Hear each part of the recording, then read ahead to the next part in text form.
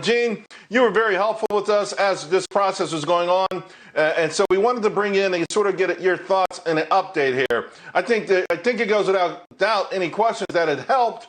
To what degree did it help, and what do you make of the fact that still so many very small businesses are saying they didn't even get a bite at the apple, while some big multi-million companies, even billionaires, got checks?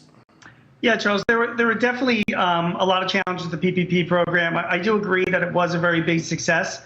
I think for the very smallest of operators, if you're a very small business, only a couple employees, or maybe you're an independent contractor, you might have been left out of the process. There's still money out there for you. The economic injury disaster loans on the SBA's website, really, they don't have a limit as to the size you can be. You can be very small.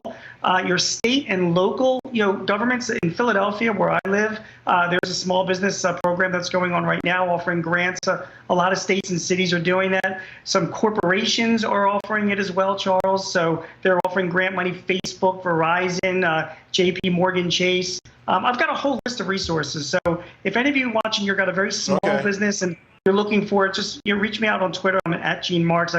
Happy to share that with you. Speaking of Twitter, we actually had a tweet. One person says he's buying a business and he wants to make sure there are no outstanding PPP loans. I think it's a fantastic question. How does someone safeguard against that? Yeah, it really is. It's a very good question. So listen, if you're buying a business, part of your due diligence is you are getting the financial statements and tax returns of the business that you are buying. So even if one hasn't been recently prepared, you need to be asking for that. So, the seller of the business has got to hire a good CPA, certified public accountant, and prepare up-to-date financials. And if there is a loan on there, PPP or otherwise, it will be disclosed there. In addition, you can do searching. It's called a UCC search. It's the Uniform Commercial Code.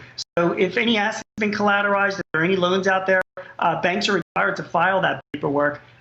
So that's another place that you can go to find it. But get a financial statement done, Charles. Okay, that will tell you if there are loans outstanding. It's the best resource. Now, one growing question, and it's going to really mushroom, is all about forgiveness, right? We've seen some plans proposed anywhere from forgiving loans under $2 million to $150,000. When are we going to know more about forgiveness? And by the way, how hard will it be? Because early on, a lot of folks said the paperwork was like it was just too hard, cumbersome to even get the forms through. Right now it is a monstrosity. I mean, it is creating so much work for accountants and lawyers to do the calculations, which is why I am hoping, and I do feel it's very, very probable that in this next stimulus bill that will go through, it has provisions for forgiveness. If you've got a loan under $150,000, if the stimulus bill passes, all you have to do is represent that you had forgivable expenses. You're not even going to have to fill in an application. If you've got a loan under $2 million, you'll still have to go through the application process, but you won't have to provide any documentation. So let's really hope that stimulus bill goes through. If not, there's a long calculation you got to go through. There are resources out there where you can get loan calculators to help you on the Treasury website. But geez, Charles, for small business, it's so bureaucratic. It's such a pain to do. Yeah. So we're really hoping that stimulus goes through.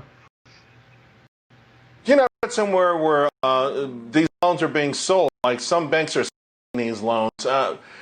Anytime I hear about banks selling each other loans, I immediately start to think about what triggered the Great Recession. I mean, should we be concerned that that bank that made these loans wouldn't want to hold on to them? What your thoughts there?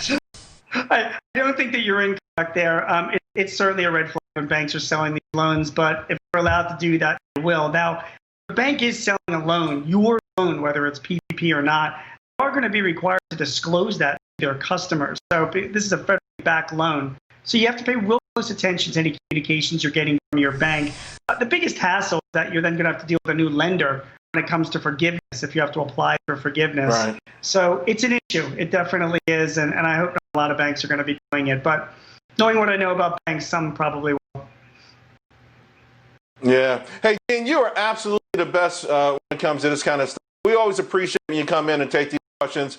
We're going to need your help sooner rather than later because, to your point, I'm sure there's going to be a lot more news when it comes to PPP. Gene Marks, thank you very much. Thanks so much, Charles. Take care.